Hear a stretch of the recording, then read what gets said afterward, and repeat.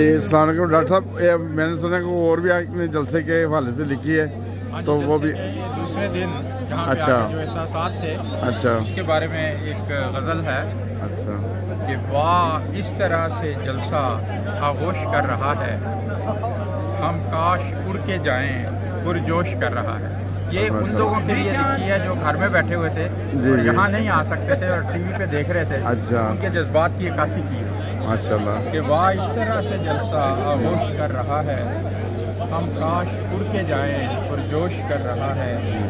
ہم بھی تو اس میں ہوتے جس میکدے میں ساقی، ہم بھی تو اس میں ہوتے جس میکدے میں ساقی، عرفاں کی میں پلا کر مدہوش کر رہا ہے۔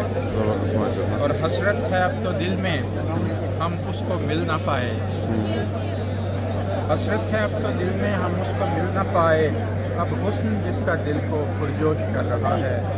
اور ہلچل مچی ہے دل میں گرچہ ضمیر اپنا بہلاوا دے کے خود کو نردوش کر رہا ہے۔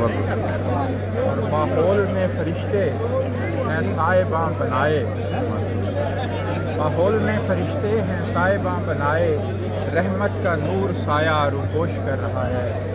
اور تکبیر کا جو نعرہ اٹھتا ہے جلسہ گاہ میں، شیطان کو یہ نعرہ خاموش کر رہا ہے۔ بہت زبردست سالک سلوک میں یا آگے قدم بڑھائے،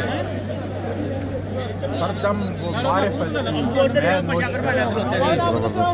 اور پھیلے گی احمدیت اب جلد کل جہاں میں، پھیلے گی احمدیت اب جلد کل جہاں میں، ہر ملک اپنی واہ اب آغوش کر رہا ہے۔ اور ہر ملک میں ندائے طارق ہے گونجتی اب، ہر ملک میں ندائے طارق ہے گونجتی اب، ہر کوئی اس کی جانب کی گوش کر رہا ہے۔